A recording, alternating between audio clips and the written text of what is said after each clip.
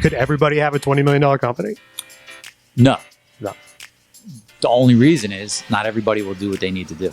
To get to 20 million, you could open 10 offices that are making 2 million a piece, right? It's not, you pick the right market. It's not really that hard to get to $2 million if you're scaling properly. Some people will be like, what do you mean, Louis? It's not that easy to get to $2 million, right? And part of that is because they don't have the sales process, and they don't have the confidence in their numbers for marketing to say, you know what, ramp that up. Right. Like what took me from 10 to 20 million was when I created the marketing ROI report. No matter what, like you got to get yourself to the point where you've got some freedom. You're never going to scale until you have the freedom. Working hard, it seems counterintuitive, but like just working hard is not going to get you to that level that you want to get to. And when I say working hard, I just mean putting your head down and doing the work without strategizing, thinking about it, giving yourself time to rest, reflect, right? And that's where you make that leap. Is it like, you know what I'm saying? Like that's that sweet spot right there where you go, okay, like I'm truly ready. The business is running day to day without me. Now I just work on the stuff that's going to help improve the business, the stuff that's going to help grow the business. I work on that next level of the plan. At that point, you're a moving CEO. Hey, my friends, welcome to the Moving Mastery Podcast. My name's Louis Massaro. The purpose of this podcast is strictly to help you take your moving company to the next level, set up systems, set up processes, increase profits, reduce stress, live a better quality of life. And today we're going to do something a little bit different. We're going to try something new. I got my main man, Chris, with me today. What's up, Chris? Hey, what's up? Today's Chris's birthday. Oh. We just got back from lunch. I had to call him out real quick. I won't sing you happy birthday here in front of everybody, but happy birthday, man. Thank you. Thank you very much. So what we're doing today is I told Chris to go through, the emails that we received, the comments on social media, my DMs, and find a question that we could just start the episode off. I don't know a question he picked. I said, listen, pick something that will be impactful for whoever's listening, right? So, and then I'm just going to, I don't know what the question is, but we're just going to answer it, I guess, and kind of expand upon whatever the idea and the concept is. So what do you got today? Yeah, I think it's a good question for today. And it's something that I think you'll have a really, profound answer to. So I'm curious to see what you say. Oh boy. So we had, one of our followers and slide into our DMs with this question. And the question is, first of all, they said, what you did with Neighbors was amazing. And do you think it's possible to do the same thing today? As in? Like, you built a $20 million company. Okay. Previously. Okay. So in other words, is the good old days of moving gone and can it be done today? Is that how you took it? That's pretty much how I took it. I think it's about, was there a heyday and is it still possible to build a $20 million company now? Yeah. I mean, listen, not only is it possible, I believe it's actually easier now than it used to be. There's, so many people want to complain about the competition and, new disruptors popping up in the industry and, there's going to be self-driving trucks and, people are trying to Uberize the moving industry and all that. And I'll tell you, it not only is it possible, but people are doing it every day. I mean, we work with people that are on their way to building, really even bigger than 20 million. And so, yes, to answer the question straight up, it's definitely possible to do it today. I mean, what I did was not anything extraordinarily special. I just did it and did it with excellence and had the desire to grow and scale. And, at an early age, right? So I started at 19. I mean, I won't go into the whole story of how I started, but my desire to grow, I wanted to open 50 locations, right? I wanted to get much bigger than I actually did. And, there was reasons that I got derailed and didn't end up doing that. But to do it today, absolutely, 100% somebody could do that. You probably want to know how. I mean, how, maybe not how you did it then, but how would you do it now if you were going to do the same thing again? Okay. How would I build a $20 million moving company? You're saying it's possible. Yeah. Nothing's really changed in the industry or Yeah. in the market. So how would you do it now? I like these episodes. Right? It was like challenging. This is good. That's right. We got to keep you on your toes, right? All right. So today, what would I do?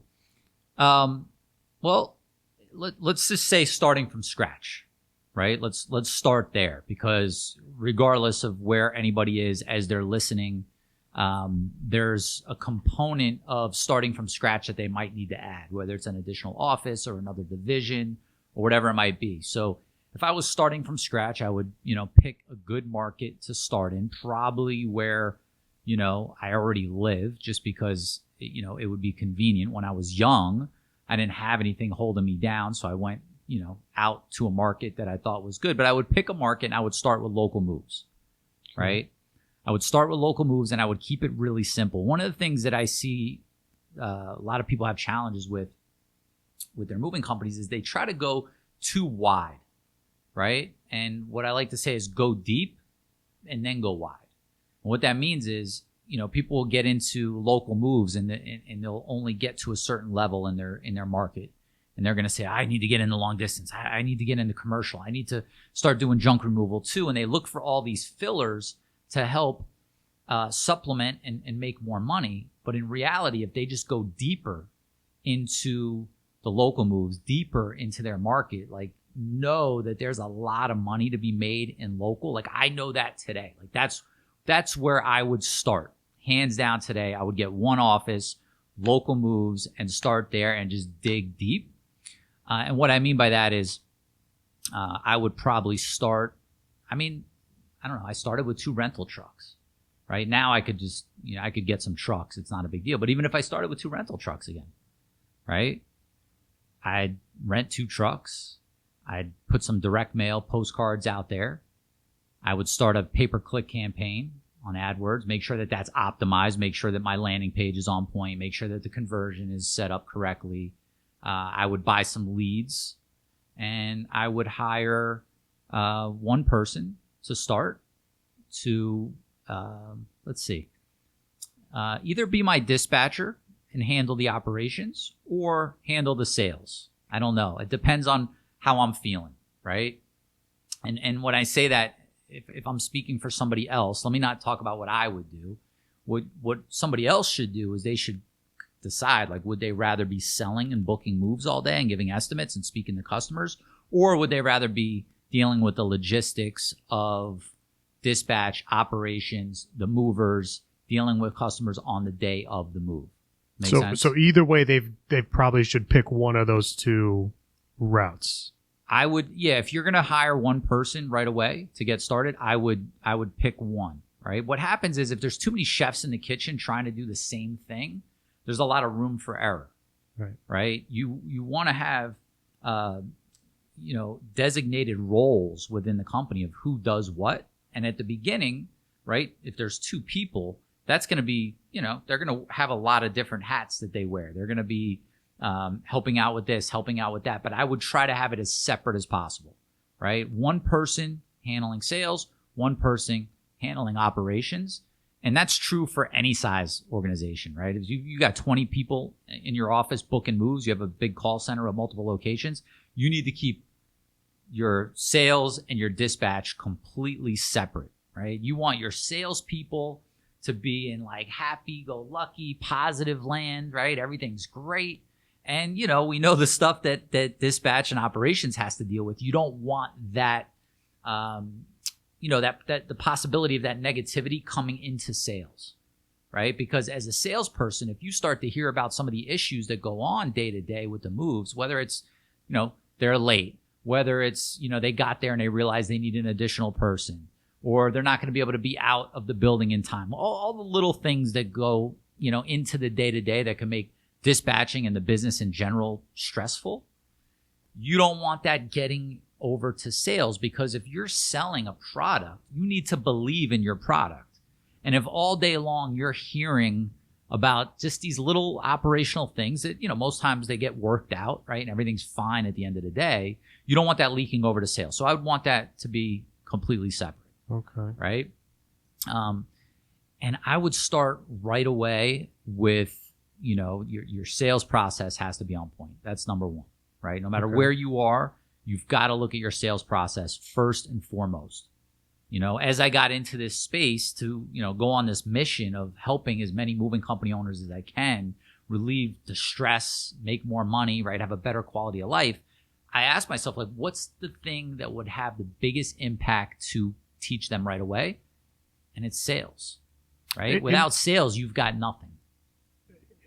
In the beginning, especially, right? But what does that look like? Like if you're, especially if you're a one man or a 2-man show and you're wearing all the hats, like how do you implement that kind of sales process with just 1 or 2 people? Is it possible? Yeah, absolutely. You get yourself a CRM, right? I'm not pushing any CRMs. I mean, we know I'm, partners with Smart Moving, but you get yourself any CRM, moving CRM that's capable of managing leads. You get yourself tracking phone numbers. Okay, you make sure that all your phone numbers are trackable because from day one, you don't want to wait for this. You've got to track all your marketing and test it, track it, tweak it, and you want to make sure that the ROI, the return on investment on all your marketing is lining up, right? That's how you're going to be able to start modifying things and start scaling and making sure that you maximize your marketing dollars. So you've got everything coming into a CRM. You've got the phone calls coming in. You've got the leads automatically going into the CRM, and then the phone calls, you enter them in, right? You figure out where they heard about you from. So if I've got, let's say, postcards, I've got a unique tracking number on those postcards that are going, when the phone rings, it says postcard. I know it's coming from a postcard. I don't have to sit there and ask the customer, well, where'd you hear about us, right? I know for sure that's where it came from. If I've got a Google AdWords campaign, there's a tracking number on that, right? So I've got all that tracked from day one. Right? I won't jump in and then figure that stuff out later. I didn't do this obviously from day one. I was going to ask you. Yeah, I didn't know better, right? So how long did it take to figure out? A lot of time, a lot of years. Long time, right? A lot of years. Uh-huh. So, but now, starting now, and this is stuff like, even if you're not just starting, right? But you just want to like totally optimize your business. It's about setting up that foundation. So you've got the leads coming in. You've got the phone numbers being tracked. You've got a script for yourself, right? Mm-hmm. Sit down and write out a script for yourself on what you are going to say or your salesperson's going to say to every single customer. And then in the early stages, like for me in the early stages, I wrote a script immediately, right? In high school, I worked at a call center selling vacation packages. The one thing that I walked away from that with was, hey, you've got to have a script in front of you, and you've got to have a book of rebuttals, things that you say to somebody when they're like, hey, I'm not ready to set up this move yet. Hey, I need to speak to my husband. Hey, we don't know our closing date yet. We're going to have to call you back, right? So you've got your leads coming in. You've got your CRM tracking everything. You've got your script, and then you also start to establish your rebuttals. So every time you speak to somebody on the phone, they're going to tell you, right? Most people listening right now, they have moving companies. They are already operating. They're already doing, pretty well, right? Sure. And you're going to want to make a list. Like, what are all the things people say of why they're not ready to move? And then what's your response to those? And this is especially important at the beginning because a lot of times it's you, the owner, making these calls and feeling out the situation with the customers, but you're not going to be able to scale until you could duplicate that with more people. Right. So you're going to need to have something that you could pass on to that next salesperson and that next one and that next one and that next one, right? Because you're going to need some more salespeople. Remember, we're going to 20 million. Like I'm telling you where we're starting. I'll take, I don't know how much time we have, but I'll take this thing to 20 million. Okay. By the time we're off this podcast. Now, when you're first starting out, I mean, what do you do? Like you just write down the objections that customers give you and then build the rebuttals from that? Yes. Yeah. Yes. I mean, I don't want to make this like a self-serving thing. Like, hey, but this is, I teach this stuff, right? I in our programs, we have all the rebuttals, we have the scripts, we have all that stuff, and even the frameworks of how to build your own. So it's not the same as everybody else's, but essentially, the point of this podcast is free content, right? To take it, apply it, see that it's valuable. you basically, anytime someone says no to you, what's the reason? And what could you say to help make sense of your service? Yeah. Right? A lot of times, people will, price, right? Your price is too high. You need to be able to make the customer understand why your price is higher than other companies. If you can't do that, then you're going to be forced to compete on price, and you're not going to build a thriving, profitable business competing on price. So you're telling people don't strive to be the most affordable moving company in town. Definitely not. And the reasoning behind that is what? Because you need to make money. Yeah. Right? You need to make money. And I see it, and I used to see companies pop up, and I'm like, they're not. I give them 6 months. I give them a year. And what happens is they're not in tune with their numbers. They're not in tune with their profit and loss. They're not in tune with their cash flow. They're not in tune with their forecasting. And they don't realize that they're slowly putting themselves out of business with these low rates. Mm-hmm. And so what happens is they get excited. Hey, we're booking moves. Money's coming in. But between the money coming in, the money they're putting on the credit cards, the bills that need to get paid, the payroll that's coming in, all of a sudden one day they wake up and they're like, oh, there's no money in the account. What do we do now? Right? So you've got to be able to set your prices based on job costing, right? There's only 100% of the pie, right? So you get a move, the move's $1,000, let's say. Well, that money has to be allocated somewhere. You've got, 20, let's just call it, to be really broad, like 25 to 35% going to labor right away, right? Just to pay the movers right away. Now you've got your trucks, now you've got your material, fuel, you've got your marketing costs, right? You have your certain cost of goods sold, your certain operational cost right off the bat. That comes right off the top with every move before you even have to worry about expenses like office rent, right? And additional employees and things like that. So it's, and that's why I say sales, right? Sales is what overcomes price objections. Your price is too high rebuttal. Somebody's like, your price is too, you have to make them understand why your price is more high, is higher. What do you say? Listen, what do you say? When comparing movers, you're not comparing apples to apples, right? Let me give you an example. If you were to go to Costco and you were to look at a big screen TV, and then you were to go to Best Buy and look at that same big screen TV, you could say, oh, this one's $400 less. It's the same TV. Let me go with that one. But with movers, you have to understand that this is a service. And in order for me to provide highly trained movers that are going to come out there, move your furniture, not only with care, but with the proper skill not to damage everything, I need to pay them a little bit more, right? Yeah. So anyone charging less than this, I'd be really concerned about the quality of movers they're going to send out there. And so let me ask you, what are you looking for? Are you looking for the cheapest movers in town? Quality? Both? Yeah. And what are they going to say? They're going to typically say, well, I just don't want to pay more than I need to. And that's when you keep going. Right? That's when you're not pushy. So many people have this stigma about sales that you're being pushy. Right? People don't like to be pushed. They don't like to be pressured, but they do like to be sold.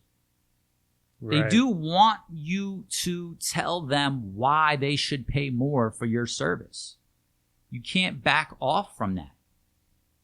Okay. Does that make sense? That's great. So, and then once you address that rebuttal, then it's just right back to the script, right? Exactly. It's right back to the script. Right back to the script. So, I mean, you're making it sound easy, all of this. I mean, how was it for you? I know you struggled for a while in the beginning to put all of this stuff in place. Like, I don't know. Did you have mentors? Did you have somebody to learn from that taught you this kind of stuff, or how did it all come to be? I had a lot of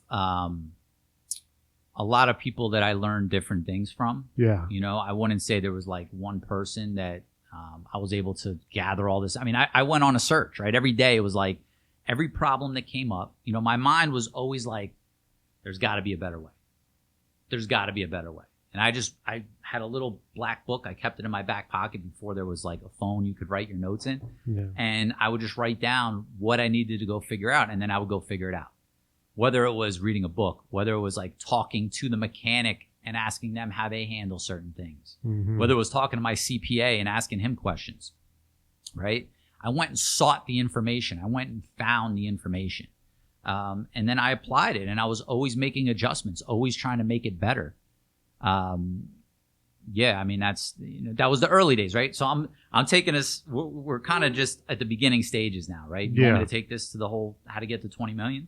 Yeah, I mean, basically, this is the foundation, right? Yeah. You get the sales process going. You have money coming in now. So what's the next step once you're kind of ready to start, growing? Yeah, well, no. And the other thing is two movers, right? You gotta have a team. movers. Yeah. And that process, I think a lot of people make it harder than it needs to be. And I totally get that this modern day, what are we, 2020, that it's more challenging because there's other opportunities out there for drivers and for helpers. There's other things they could be doing. It's definitely one of the most common complaints that I've heard from moving company owners is that it's just they say it's hard to find good help. It's hard to find good help. But then we hear from clients who implement the process that we give them. Yeah. Right. And it's like, they're like, hey, we haven't had to worry about movers in, months. Right. Right. And so what it's, first of all, we kind of skipped over the whole mindset piece of, when you go into it, you've got to go into it like, I'm going to make this work. I'm committed to mastery, as opposed to being a dabbler and saying, oh man, it's hard to find movers and the leads aren't that good. Right. And I get that. I totally get where people are coming from. But the reality is you've got to know that it's not only possible, but it's super achievable if you just commit yourself to it and take the steps, right? And so, you've got your movers coming in. So everything's a process, right? That's really all it is. You shouldn't have to. The difference between struggling and scaling is that the people that are struggling are trying to figure out the same thing over and over and over and over and over. Like they've been in business a long time and they're still trying to figure out, how do we get movers? This is a big deal. How do we handle our leads? How do we make sure that people are following up? Like that's struggling. Right? It's like a perpetual obstacle always there. And scaling, which is the opposite, because it's very hard to just kind of stay in the middle. Because once you're doing it right, and once you're on point, you're like, oh, might as well grow this thing. Yeah. Right? So it's like struggling, and then there's scaling. And, it's... It's identifying, like, when I used to say there's got to be a better way, right? So you've got to be able to identify, like, there's got to be a better way. There's got to be a better way to hire movers instead of just saying, hey, this is tough. I'm going to stay with my 4 trucks or, whatever somebody has, because it's too hard to get 8 trucks or whatever the case may be. No, you have to identify that problem and then go after that problem and solve it. Then identify the next problem, go after that problem and solve it, right? Instead of letting it linger and trying to build the business with that quicksand underneath you, right? Yeah. You've got to start.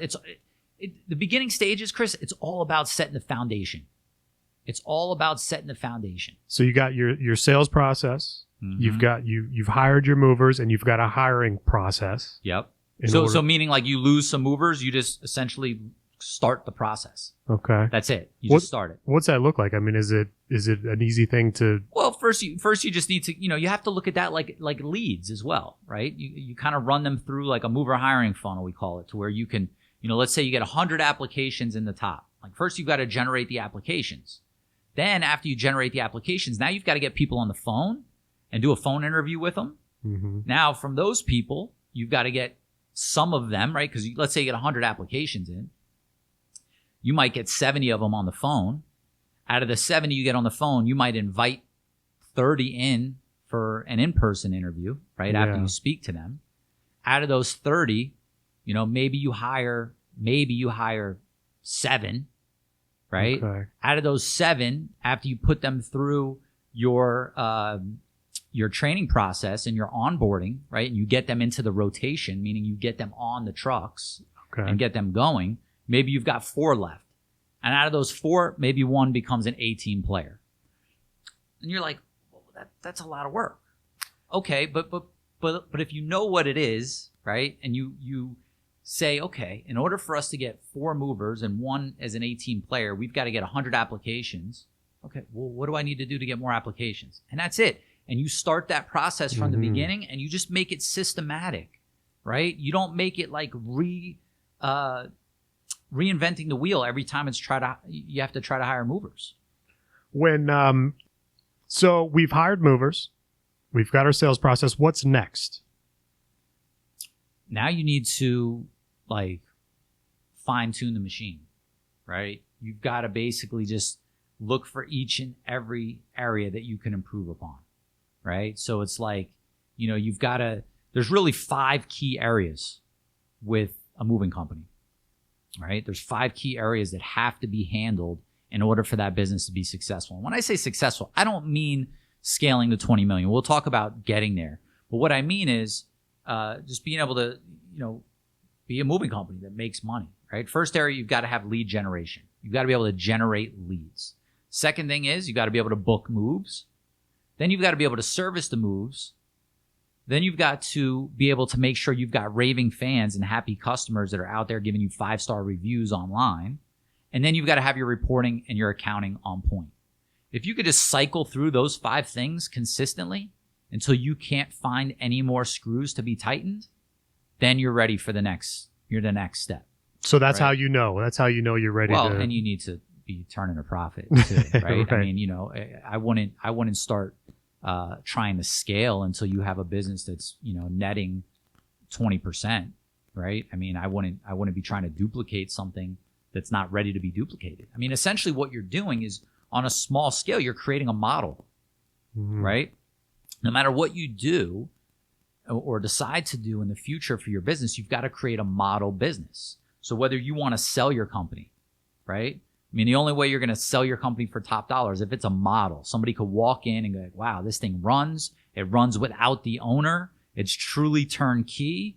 I'd rather put money into this business and I see the returns that I would get, which is more than I will get in the stock market, more than I'll get in investing in real estate. That's when you get top dollar for your business. Nobody wants to come in and buy a mess, right? They don't want to buy something that requires you to be there. So you have to build a model business if you want to sell. You've got to build a model business if you want to franchise, because in order to franchise, you are basically selling somebody the model. You're saying, hey, you could go out there and start a moving company on your own. However, I've got this proven model, right? Pay me and use my model and I'll give you the support. Yeah. If you don't have the model, why would somebody pay you, right? If you want to open multiple locations, you've got to have a model. You've got to have this thing set up to where it's like, this works like a machine, predictable, money-making machine. Yeah. Right? And, even if you want to pass it down to your kids, right? If that's, some people are like, I don't have big dreams, which is, listen, first of all, there's no such thing as not having big dreams. Whatever your heart desires is your big dream, right? Don't compare your dreams to somebody else's dreams. Let's circle back to that, because I think it's important that people don't rush out to try to build a $20 million business if that's not really what they want to do or need to do. But if you want to, coming back to this, if you want to pass it down to your kids, you also want a model business. If you think about the stress and uncertainty that goes on in your business today, do you really want to pass that down to your kids and let them deal with that? Perfect it now, and then give them a model to run with. So if somebody, and let's just say somebody's just starting out and they're going through this journey and they've built up, their sales process, they're hiring people, they've got a profit coming in. I mean, should they start thinking about selling the company when they're just in the middle of building it? I mean, it should be in the back of their mind, right? They should have an exit strategy loosely forming in the back of their mind. Okay. And you don't want, when I say loosely forming, it's because I think in order to see clearly what that next level looks like, you've got to get to that next level, right? Like, so you've got to reach one mountaintop to be able to kind of look out and see what's actually beyond that mountaintop, right? So sometimes people say, yeah, I don't want to be doing this. I just want to build it up and then I want to sell it. But then they get it to a place where I'm like, wow, like this is like a predictable money-making machine, right? I don't have to work that hard and I'm making good money. Why would I sell this? What would I do? But when you're just starting, you're like, oh, this sucks. I just want, I don't want to do this anymore, right? Like when things run smooth and you make money, it sucks a lot less, right? So, yeah. Does it always have to suck to start a company? It No, doesn't. right? It doesn't. What'd you say? To sell your company? Or to start a company or to grow a company? Like, no, it's it's tough and there's uncertainty. Yeah. Right? So uncertainty breeds fear. Fear is essentially, stress.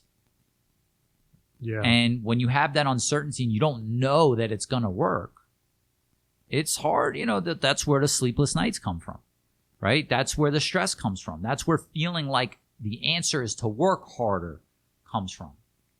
Oh, okay. So I remember you telling me about this before, like early on in your company, that was your MO. You were a hustler. You were somebody who just was putting in the hours and doing whatever it took to make the company run. I mean, how do you deal with that? How, if somebody's in the middle of that, they're going through this stressful time and they're really overworking themselves, like what do they do? What should they do? I mean, it's really part of, what we call stepping into that moving CEO role is, there's that beginning phase where you've got to hustle. You've got to put in the work to get the momentum to get it off the ground. It's the same thing. Like if a car was broke down and you were in the car steering it and I'm behind pushing, right, until we get it going. I've got to really push to get that thing going. But once it gets going, I don't have to keep pushing. I have to reevaluate my strategy. Okay. Right? At that point, I'd probably, it's like, hey, why don't you stop? I'll come get in the front seat and we could just cruise with the AC on.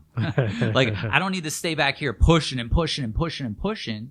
But in business, what happens is that worked for us, right? It got us to our first level of success and our second and maybe our third level of success.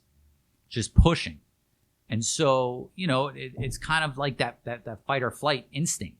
Right? Yeah. You're like, for me, I had no choice. I had no other options. I had to make it work.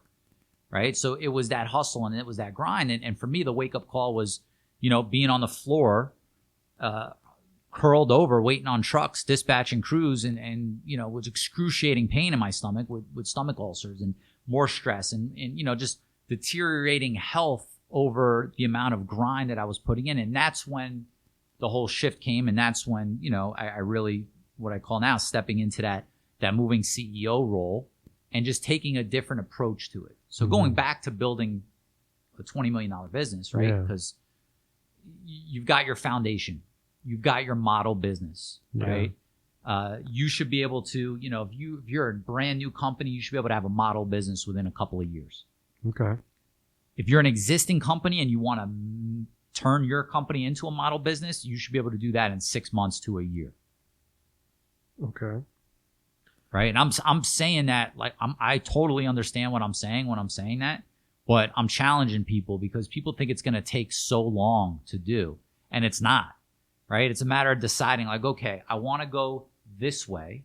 Right. I don't want to go that way.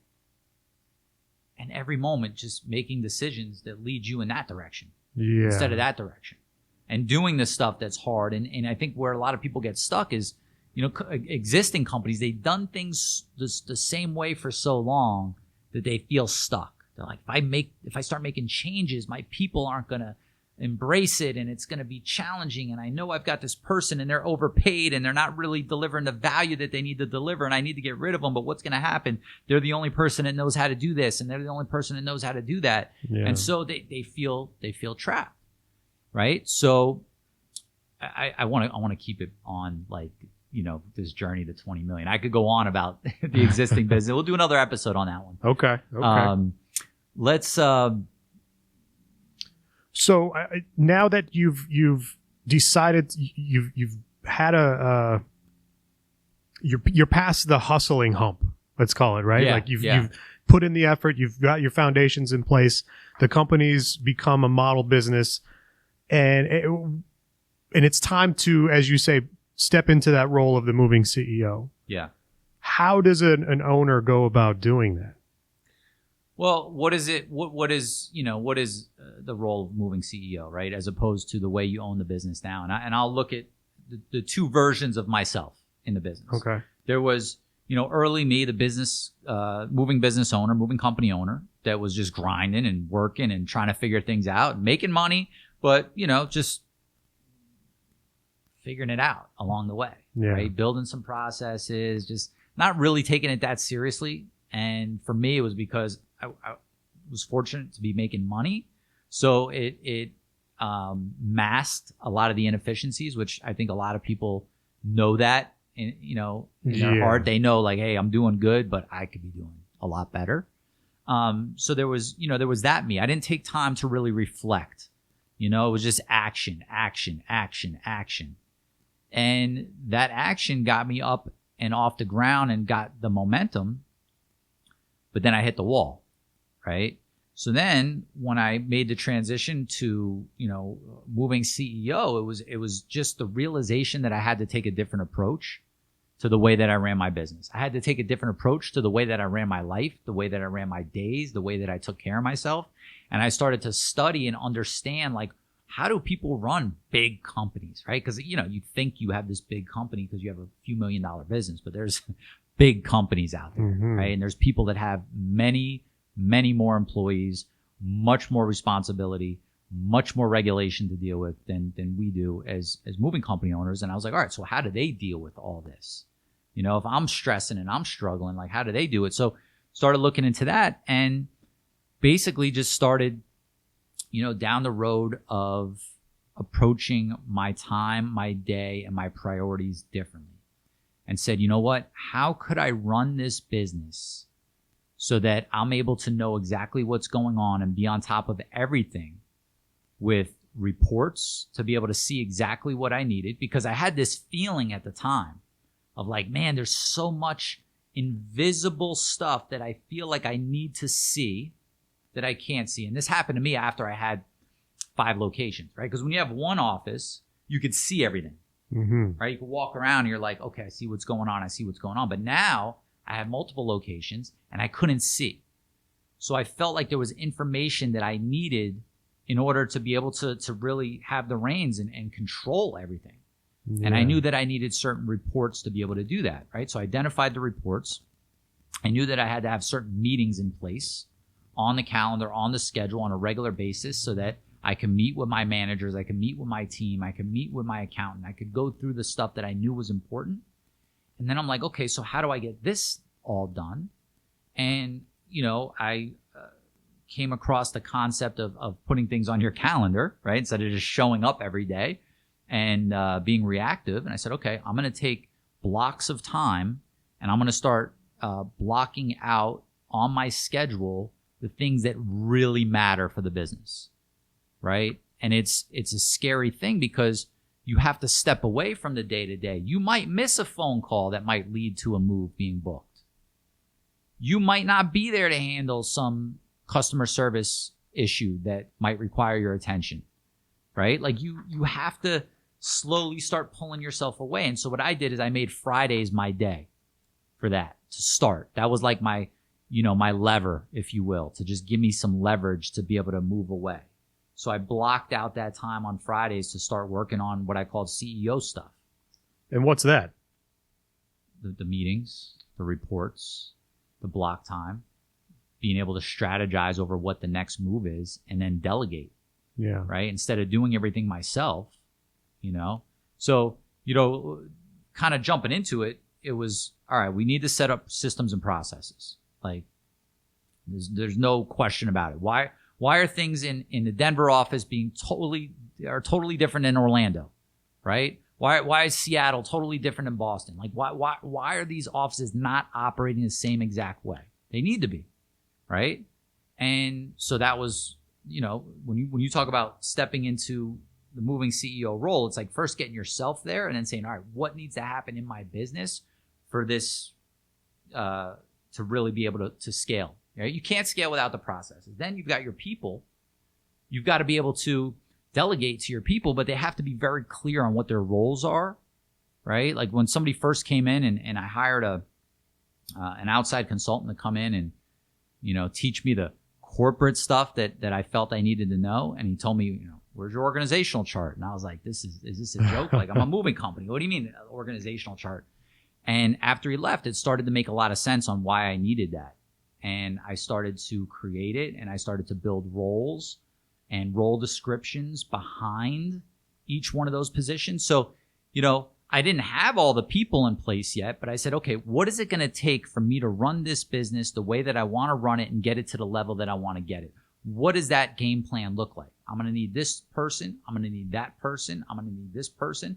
And then I'm like, okay, now what are the role descriptions for each one of those? And I drilled down and I wrote out exactly what I would have those people do. Yeah. Right.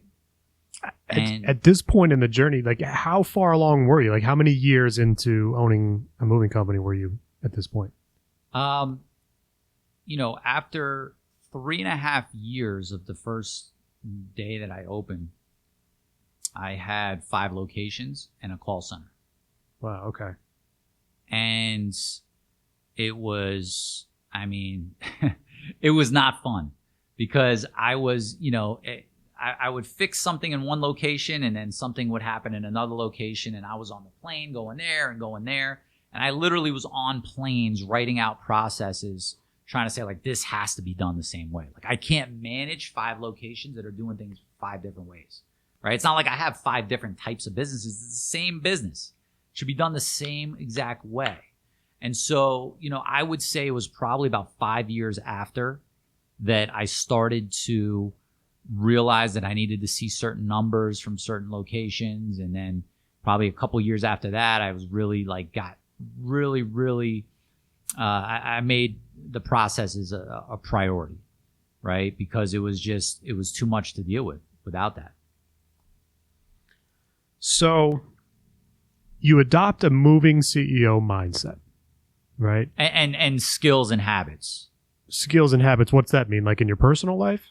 Well, the habit of blocking your time to do the important stuff, to view your reports, to have your meetings, to not dive in immediately first thing in the morning to your email and get, swamped and inundated with stuff that's not really, doesn't matter to your bigger mission, right? You've got to be able to kind of be the general in the tent, right? You've got to be able to see things from a higher viewpoint. And if you just dive in day to day, I'll handle that. I'll do that. I'll do this. I'll do that. You're not going to be able to have those skills that you need. When I say skills, like, you've got to learn how to read your financials. Then you've got to have the habit of doing it every month. Yeah. Right.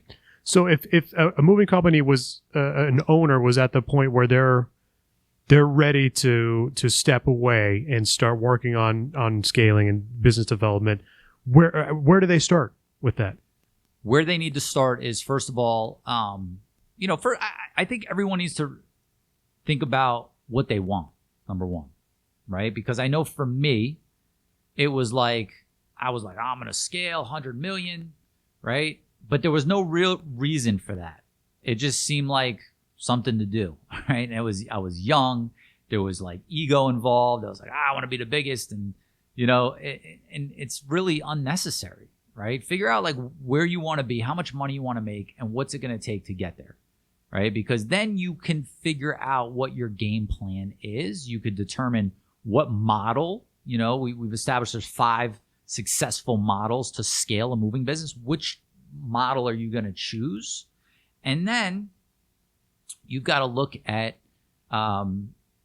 getting the foundation set up, right? So you've got to first look at it and go, okay, we've got lead generation, we've got booking moves, we've got servicing moves. We've got making sure that our customers are raving fans. And then we've got our accounting and our reporting. That's the foundation of the moving business. Everybody's dealing with those things. You just keep doing those well over and over and over. You're going to do good, right? So you've got to say, okay, let's just use the example of opening another office. Yeah. Okay. Because that would be my path to hit 20 million, which we'll get there by the end of this episode. Yeah. Right? Yeah. So, you've got to set all that stuff up and make sure that it's running without you, right? The fundamentals, day-to-day business needs to be running without you. How do you make that happen? Well, first, you need to make sure that you've got your processes in place. And what I mean by that is something as simple as, how do we call to confirm moves? What exactly do you need to say? What exactly do you need to put into the CRM, right? What does, what do we need our movers to do the minute they get to the house, right? What do they need to do before they leave to, clock out, right? All these little things need to be defined and put in writing so that people know what to do. You can't delegate loose commands to people, right? You've got to give them something that they could actually look at and do it exactly this way. So you work on getting your processes in place. And the best place to start with that is really on the stuff that you're having issues with now, or that you're going to need to train someone to do so that you could step away, right? Yeah. Then you've got to define the roles and responsibilities of people that you're going to need in your company, and not by the person. Like, I don't look at you and go, Chris, I'm going to define your roles and responsibilities. No, I let's say we had a moving company. I'd say, well, okay, I need to define what the dispatcher's roles and responsibilities are. Yeah. Right? What the customer service manager, what their roles and responsibilities are. Define all those, and there's probably 15 different roles within the company, right? When you start thinking about it, you've got movers, you've got sales consultants, you've got warehousemen, you've got customer service reps, customer service managers, on-site estimators, you've got marketing, you've got on-site sales, you've got accounting, you've got payroll, you've got all these different things, and it all might get done by 2 people right now, right? But you've got to define what those roles are for each one of those people and then assign them to them. Hey, Chris, you're responsible for these 3 things. Yeah. And be clear on what those 3 things are. Then start delegating, and then, start your plan to scale. Okay. So you've got your roles worked out. There's a specific position that needs to be filled. Do you, if you don't have the team in place, you haven't hired the people, how do you know when it's time to hire somebody to fill this position or that position? So for me, what I do is I know when it's time to hire when I look at it and say, okay, there's too much to get done for the amount of people we have. If I were to take this, and this off my plate and give it to somebody else, what can I go do, right, to make sure that I increase the value and the profit of the business to be able to pay that person's salary? Makes it worth it. At a minimum, Yeah. right? And a lot of people get stuck because they feel like I can't afford somebody. And, they think they need to be at some certain ratio to be able to actually hire. And I look at it and say, look, if you can bring somebody on to free you up to do more important stuff, trust in yourself, believe in yourself, have a plan for what you're going to do with your time instead. Hire that person and get yourself out of this jam that you're in. A lot of people will be stuck where they're at different levels, right? They're like, they feel stuck because they don't want to hire. They don't want to release control. Yeah. Right. And what I tell everybody is, you know what? Take your yearly salary or your ideal yearly compensation, right? Whatever, you're entitled, your entire compensation, and divide that up by the amount of weeks and the amount of hours you work, and see what your hourly rate is. And if you're not already at the level that you want to be at, use your ideal income. If you're like, hey, I want to personally make $800,000 a year or whatever it is, right? Divide that by 52 weeks, divide that by the hours you work, and see what your, effective hourly rate is and then look at all the stuff you're doing and go, would I pay somebody that much an hour to do that? I could get somebody for $12 an hour, $15 an hour, 20, whatever it might be, to do that. Let me free myself up to work on other stuff. Big reason why people fail to delegate or don't start delegating is because they're uncertain of what they're going to do with their time. Yeah. They feel like, if I delegate all this stuff, then what? I'm not going to have anything to do, right? And that's the perfect point to step into that CEO role, right? So there will be that. I talk to clients all the time that we take through this process, and they're like, yeah, like at first you're kind of like, oh man, like what do I do? It's a little scary, yeah. Like this is my baby. I built this thing. And now I don't really have I don't feel needed at the office anymore. Like they're doing it without me. Yeah. Right. So you kind of float around for a quick minute, like, well, what do I do next, right? So by developing that plan to scale, or that plan to go fishing and hang out, like, Yeah, there's nothing wrong with that, right? Yeah, I mean, you don't have to take over the world business wise, right? Yeah. But no matter what, like, you got to get yourself to the point where you've got some freedom. You're never going to scale until you have the freedom. Working hard, it seems counterintuitive, but like, just working hard is not going to get you to that level that you want to get to. When I say working hard, I just mean putting your head down and doing the work without strategizing, thinking about it, giving yourself time to rest, reflect, right? And that's where you make that leap. Is it like, you know what I'm saying? Like, that's that sweet spot right there where you go, okay, like, I'm truly ready. The business is running day to day without me. Now I just work on the stuff that's going to help improve the business, the stuff that's going to help grow the business. I work on that next level of the plan. At that point, you're a moving CEO. That's it. Yeah, that's it. So how long into your journey would you say you finally were able to say, I'm the moving CEO of Neighbors?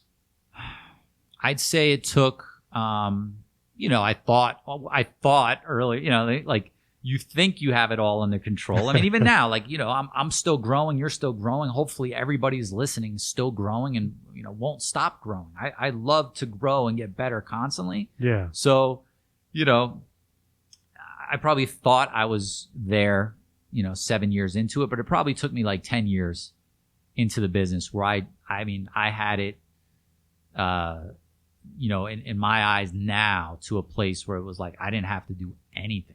Like my, best years, like I was gone, right? Like I had, years where, 1 month we think we did like $1.9 million in a month, almost hit like 2 million in the month. I was gone almost a whole month in Europe, hanging out, wow. like, and coming back fresh, full of ideas, full of, like inspired, like ready to like continue to go.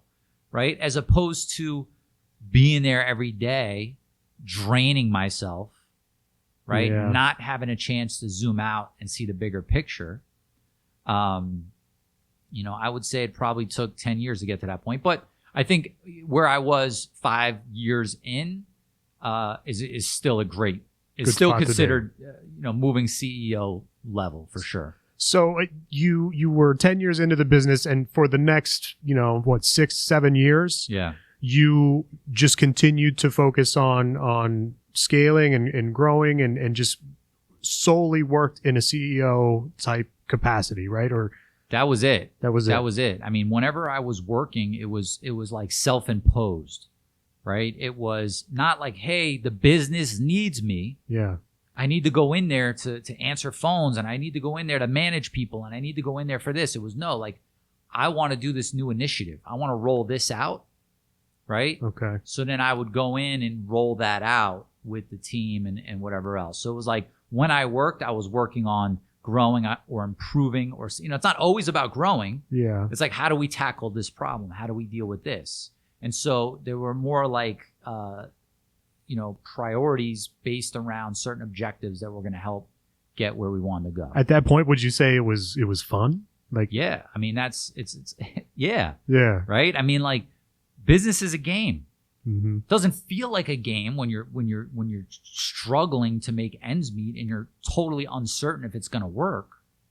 But when you've defined the game, when you've been able to not only understand the rules of the game, but know how to win the game, and you do it consistently, right? And you get better. And that's why I talk about skill set. There's something in psychology called the competence loop, right? And what happens is the more competent you get at something, the more confident you get. And the more confident you get, the more you're ready to go out and gain more competence. Mm-hmm. You know what I mean? Like itself. Now I'm at a point that I know I will go to the seminars. I will, get on the phone with my coach. I will do the things I need to do because I know that I will gain the more competence that's going to allow me to grow and expand and make my life easier. And once you kind of get in that loop, sky's the limit. Sky's the limit. So if somebody's at that place now, they've embraced the role of the CEO. Mm-hmm. and the company's successful and they're doing well. What's the path to get to 20 million from there? Well, first, again, you establish the model that you're going to use to scale, right? And that's different for everybody. There's 5 paths really to get to scale your business. Somebody could just decide to open multiple locations, franchise their business, have partners in certain offices, just do long distance. There's people out there just doing long distance business and making a ton of money, right? For me, we were talking about we kind of started off how I would do it all over again. I would open locations again, right? I would open local moving locations. I probably wouldn't even mess with long distance. And I would just, get my model, like we were talking about at the beginning, get my processes down, build out those roles, start to delegate, get my foundations in order, right? Make sure everything could run without me. Then I would run all of my sales out of one location, right? I would have all the sales centralized so that I could control it better. And I would open remote locations in other cities that I felt would be really good markets to open up. And I would say, to get to 20 million, you could open 10 offices that are making 2 million a piece, right?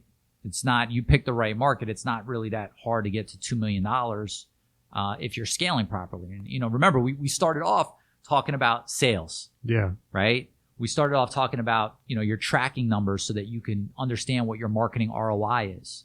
Some people will be like, what do you mean, Louis? It's not that easy to get to $2 million, right? And part of that is because they don't have the sales process, and they don't have the confidence in their numbers for marketing to say, you know what, ramp that up. Right. Like what took me from 10 to 20 million was when I created the marketing ROI report. Wow. Right? When I was like, okay, I'm buying all these different leads from all these different places. I don't have the confidence to invest more money. Right? It just feels like a crapshoot. How do I make it more strategic and less of a crapshoot and more of a strategic approach? Yeah. I need to know these numbers on an individual basis. So, in a spreadsheet, broke down each individual marketing source to where I knew what the ROI was on it, right? And now I could adjust.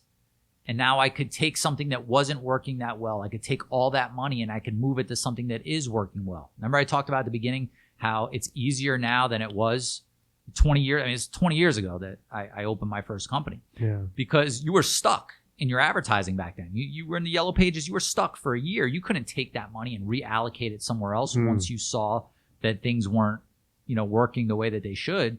So, to be able to scale, you've got to be able to market. You've got to be able to spend money on advertising. And you have to know your numbers. A lot of people have great businesses out there and they get almost all their business comes from repeat and referral customers. And I'm like, listen, if you start spending some money on marketing and then you also go out there and do a great job like you're doing now and you get more repeat and referral customers from that, it's just going to really start to expand. So to get to 2 million in a reasonable sized market is not hard, right? And so, or let's just say $1 million, right? To get to $1 million in business, you should be able to get to $1 million in gross revenue. If you have not if you're like one truck and that's respectable. Like you're going out there, you got one truck, you do the moves yourself. That's kind of your thing. You're happy. You got a nice business there. Great. But if you're like, look, I want to step into this moving CEO role. I want to have a business that runs without me so I could go enjoy time with my family, so I could step away and live life and not just be stuck there. You've got to be able to, build yourself up $1 million business, right? So now if you got a bunch of $1 million, you open $20 million businesses, right? Yeah. So that would be the path. Or, you become the hometown dominator, as we call it, in, let's just call it 5 markets. You do $4 million a piece in 5 markets, you're at 20 million. Yeah. Right? Yeah. That's how I would go about doing it. There's a few paths to get there, but that's how I would do it today. And, I could already, people probably saying, Louis, well, then why don't you do that? Right? Yeah. Yeah. Why don't you? You know the answer to this. I mean, I get so much more satisfaction over helping others do that than doing it myself because I did it already. Yeah. So for me to do it again and feel that's like I'm able to watch that happen. So it's not about the money for me now, right? Like when I was young, I was like, I gotta make all the money, right? Yeah. That's why you need to know your number. You need to know how much money you need to be at, how much money you need to have in the bank, how much money you need to have active in investments so that you could feel comfortable living your life and you don't need to make your decisions off of money. Yeah. That's something to strive for. Right. Right. So, jot that down. Let me say that again, because I know everybody's listening to, how to get to 20 million. It's, make sure you know your number. Yeah. Not the business numbers. That's important too, but your number. What's it going to take for you to retire? What's it going to take for you to be able to live the life you want to live without having to actually work anymore?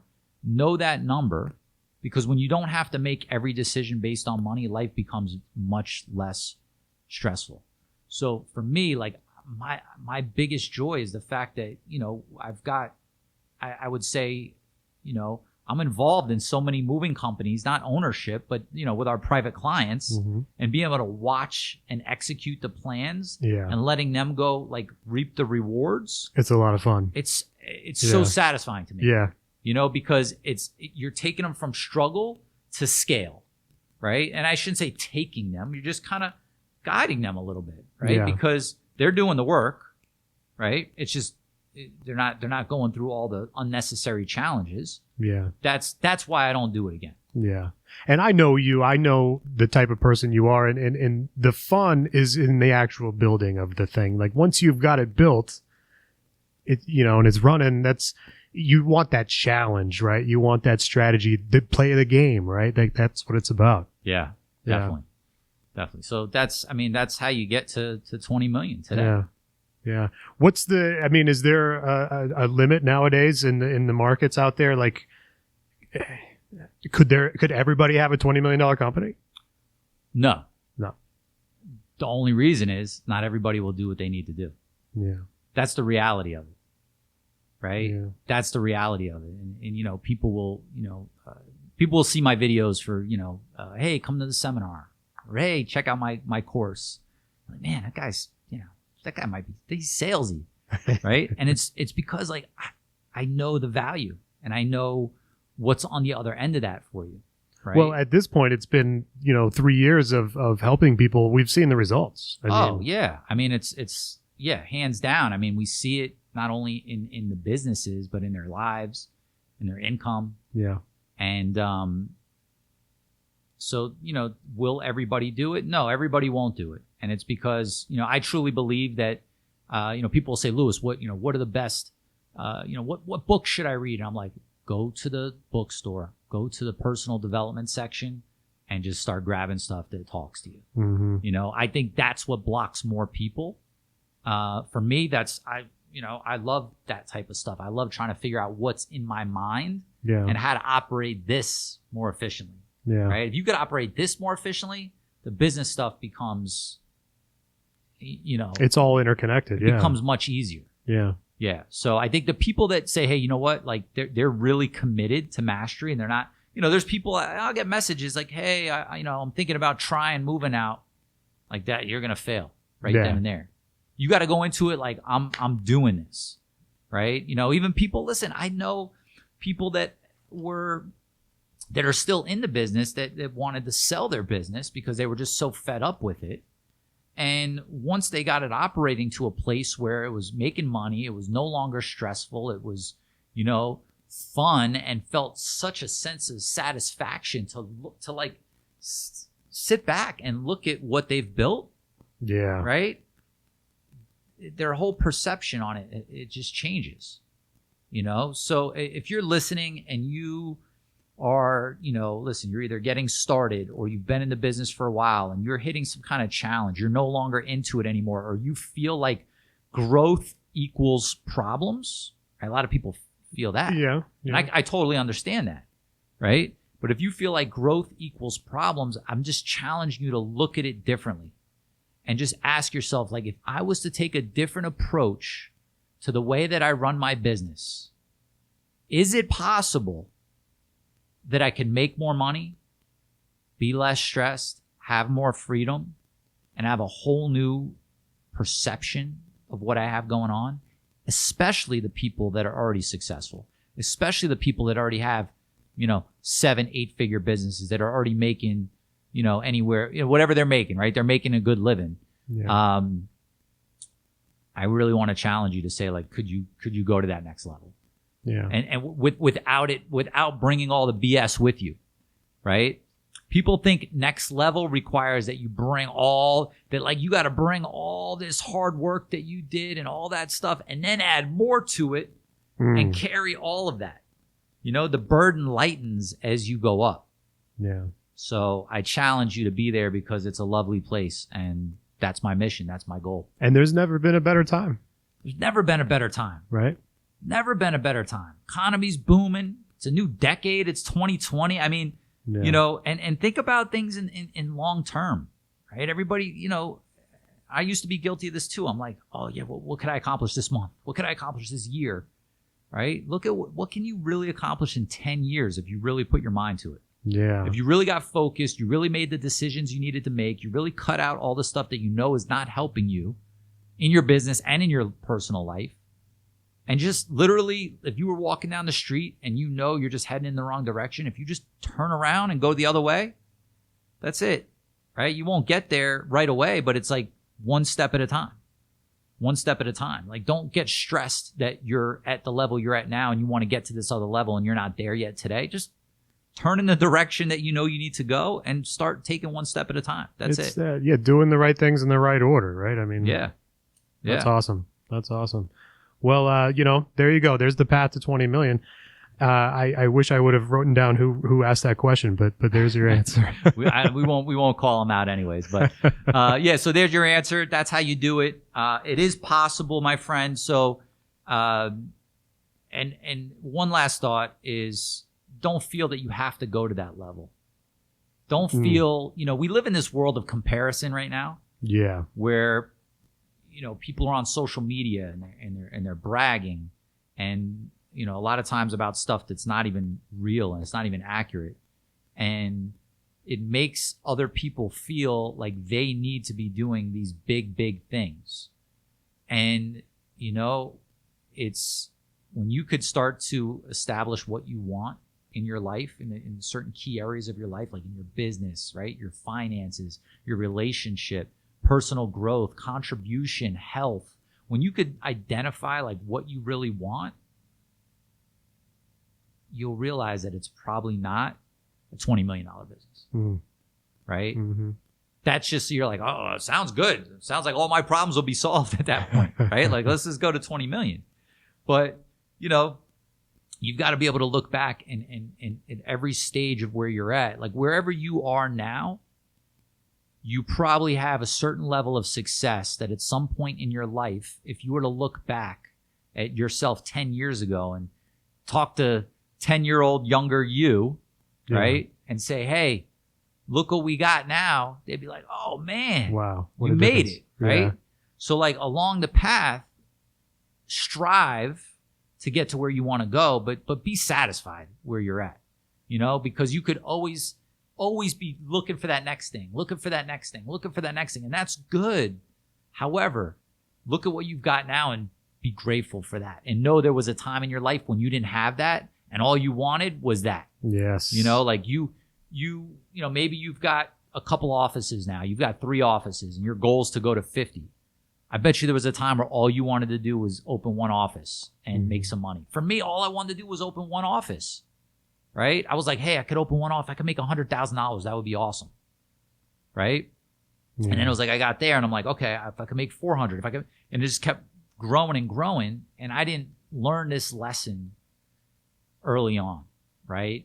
So I was striving, but now to be able to strive and be satisfied with where you're at, don't think you're going to lose your hunger. Don't think you're going to lose your edge. The only thing you're going to lose is your stress, your anxiety, your ulcers, your early dying, like all of that. Let that go. And just, if you look in the mirror and you know that each day you're taking the right action to go in the direction you want to go in, then just, do what you need to do. Have faith. Know that it's all going to happen. And always look back at where you used to be to have appreciation for where you are now. And don't be afraid to ask for help. Yeah. Right? Yeah. We're here. Yeah. We're here. Great question. Yeah, that was awesome. All right, guys, listen, if you like that episode, we're trying different things. I want to deliver more value. I want to be able to, not only give videos on here's how to do this, but just, give some perspective on, my journey, my clients' journeys, things that are going on that we see in the industry. So if you like this type of episode, go give me a rating for this episode specifically on iTunes. I'd really appreciate it. If you know someone that needs to hear this or that would benefit from this, go in the link, send them a text message, put it on Facebook, email them, whatever it might be, listen to it with them, spread the message. It's all about abundance. The best way to grow your business is to not deal in scarcity, but to deal in abundance. There is enough out there for everybody, just the people that are actually going to make the moves. Go get it. So we'll see you next time on the Moving Mastery Podcast. Hey, my friend, I hope you enjoyed that video. Make sure you subscribe to this channel. And if you're really ready to take your moving company to that next level, watch that video right there. And until I see you in the next one, go out there every single day, profit in your business, and thrive in your life.